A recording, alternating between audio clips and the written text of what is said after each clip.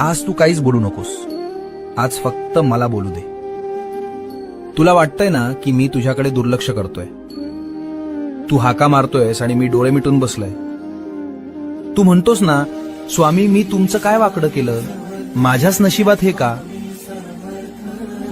बाळा, तुला ते संकट दिसतंय, पण त्या संकटात मी तुला वाचवण्यासाठी काय सोसलंय हे तुला कसं सांगू.